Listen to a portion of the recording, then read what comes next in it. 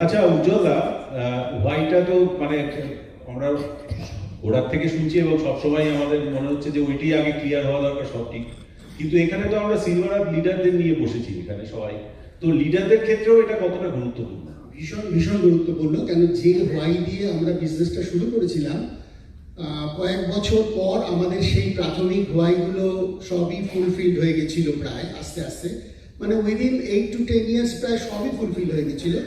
তো হোয়াইটা একটা কন্টিনিউয়াস প্রসেসে একটা নতুন হোয়াইয়ের সন্ধান পেতে হয়। দেখুন, আমি যখন চাকরি করতাম তখন তো এই বিজনেসটা পেয়েছিলাম, আমার আপলাইনও চাকরি করতো অনিরুদ্ধ, তো অনেকেই টাইট ছিল, পরে ফ্রি হয়েছি। তো চাকরি করার পর যখন কোনো বাড়তি কাজ করতে হয় তখন একটা জিনিস মাথায় থাকে যে সবাই আমরা কাজ কমাতে চাই জীবন থেকে, মানে কমফোর্ট করতে চাই। মানে একটা টিভি চালিয়ে দিচ্ছি রিমোটে, আলো পাখা চালিয়ে দিচ্ছি রিমোটে, সেখানে নিজের প্রফেশন বজায় রেখে একটা আরেকটা কাজ করা, এই রিজনিংটা যদি ক্লিয়ার না থাকে তাহলে এটা করা খুব মুশকিল হয়। আর এটা একটা কন্টিনিউয়াস প্রসেস, আজকে এই হলে অনেক মানুষকে আমরা ব্যক্তিগতভাবে মিস করছি, যাদের থাকার কথা ছিল।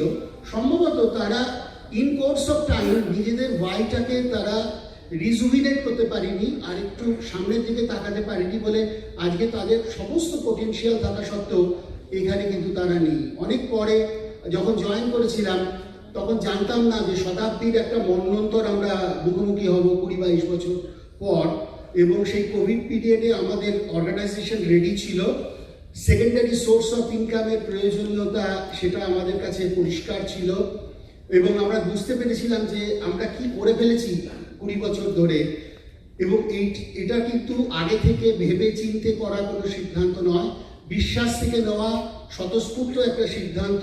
একটা ভালো লাগার জায়গা চলে আসার পর আমাদের আর কোনো অসুবিধা হয়নি, এবং ধীরে ধীরে কিন্তু নিশ্চিতভাবে আমাদের অর্গানাইজেশন তৈরি হয়েছে।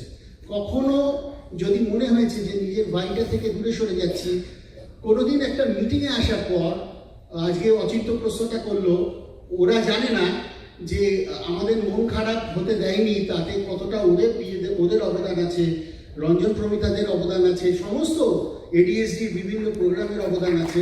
আমরা কখনো হোয়াই থেকে সরে যাইনি, এটা ভীষণ ভীষণ একটা মূল্যবান জিনিস। এটাকে খুব মানে অন্তরে রাখা খুব দরকার।